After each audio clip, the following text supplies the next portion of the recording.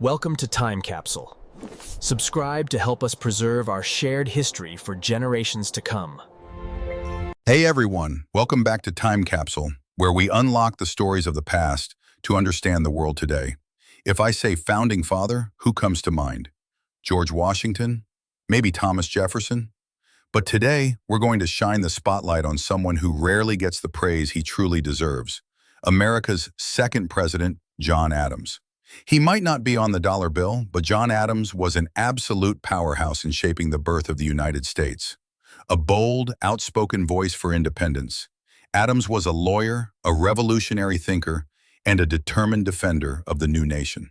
Facts are stubborn things, and whatever may be our wishes, our inclinations, or the dictates of our passion, they cannot alter the state of facts and evidence. He was fiery, sometimes prickly, always principled, and surprisingly relatable. So grab a coffee, settle in, and let's unravel the life of John Adams, a man who never backed down from a fight for what he believed was right. Let's rewind to 1735. John Adams was born in Braintree, Massachusetts, into a family of farmers and tradesmen. Unlike some of his more aristocratic peers, John's upbringing was comfortable but not luxurious. From the beginning, though, he showed a keen mind and a stubborn spirit. His father, a farmer and deacon, expected John to work the land. But young John had other plans.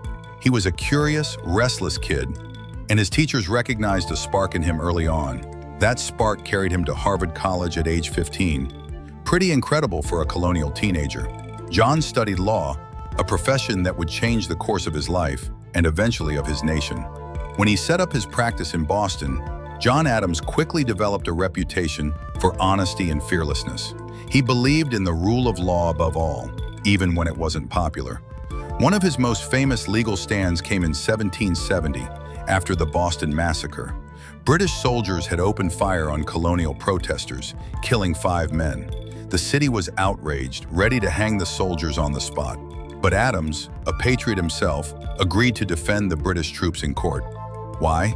Because he believed every person deserved a fair trial. And despite fierce criticism from his neighbors, he won an acquittal for most of the soldiers. That moment sealed Adams as a man of integrity, a person willing to stand for principle even against the angry mob. By the early 1770s, tensions with Britain boiled over. John took his seat in the Continental Congress, quickly becoming one of the loudest and most passionate voices for breaking away from the king. He wasn't shy about speaking his mind, sometimes to the point of annoying his colleagues. But his persistence paid off. In 1776, he played a huge role in persuading Congress to adopt the Declaration of Independence, even helping Thomas Jefferson fine-tune its language. Adams was, quite simply, the engine of independence, driving forward the cause with unstoppable energy. But the revolution needed more than speeches. Adams traveled overseas as a diplomat, working to secure French help for the American war effort. He was blunt, stubborn, sometimes hard to work with, but respected. Foreign leaders realized that John Adams would not be manipulated. He pushed hard for loans, supplies, and military alliances that kept the revolution alive. After peace was won, Adams stayed in Europe to help negotiate the final treaty with Britain. Then he served as America's first ambassador to Great Britain, trying to patch up relations with the old colonial master. Imagine the awkwardness of the former rebel arriving in London to shake hands with the king, whose rule he had helped to overthrow. But John managed to handle it with diplomacy, even if he was never fully comfortable in the royal court.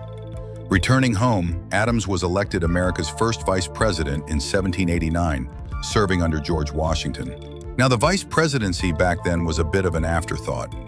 Adams himself called it the most insignificant office ever devised by the mind of man. But he did his duty, presiding over the Senate and supporting Washington's administration. Then came the election of 1796, when Adams was chosen to succeed Washington as president. That moment marked one of America's first peaceful transfers of power, something we take for granted today but was revolutionary in its own right. Adams stepped into office facing a divided country and huge challenges. Europe was at war, trade was disrupted, and Americans were split over how close to get to France or Britain. Adams's presidency was anything but easy. He clashed with his own party, the Federalists, and fought to keep America out of European wars. He signed the controversial Alien and Sedition Acts, which made it easier to deport immigrants and criminalized harsh criticism of the government. Those laws, while aimed at protecting national security, damaged Adams's popularity and remain a big stain on his record. But his commitment to peace was unwavering. He refused to be dragged into war with France, even though his political opponents mocked him for it. In the end, that decision saved countless American lives and preserved the fragile young nation. While Adams's single term was stormy, one of his greatest successes was building up the American Navy. The Navy grew dramatically under his watch, giving the country its first serious line of defense on the seas. He also kept a professional, nonpartisan military, avoiding the European habit of turning soldiers into political tools.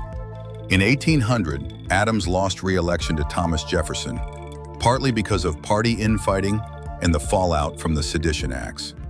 It was a bitter loss, made worse because he and Jefferson, once friends, had turned into fierce rivals. But again, Adams proved his character by leaving peacefully, setting the standard for how presidents should step down, no matter how bruising the defeat. After retiring to Quincy, Massachusetts, John reconnected with his wife, Abigail, one of the most remarkable first ladies in American history. Their letters reveal a marriage built on trust, respect, and a remarkable exchange of ideas.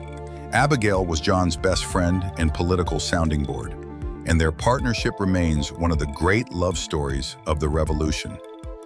In retirement, Adams slowly healed his rift with Jefferson. After years of silence, the two former presidents began writing letters again, debating the Revolution, philosophy, and life itself.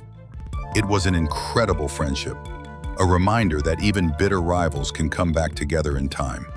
John Adams lived to see his son, John Quincy Adams, become America's 6th president. Imagine the pride of seeing your own child take the oath of office after you fought to build the nation. He died on July 4th, 1826, exactly 50 years after the Declaration of Independence was adopted. In a strange and powerful twist of fate, Thomas Jefferson died the same day. Two giants of the Revolution passing away together, a symbol of how far America had come since that hot summer of 1776. Today, we remember John Adams as a fearless patriot, a passionate lawyer, and a complicated leader. He could be stubborn and prickly, but he was deeply honest and driven by a sense of public duty that few could match. His belief in liberty, the law, and the Constitution helped lay the bedrock for the country we know today. So what do you think was John Adams's greatest achievement? Was it pushing independence, building diplomacy, or setting the standard for presidents stepping down? Drop your thoughts in the comments. I'd love to hear them.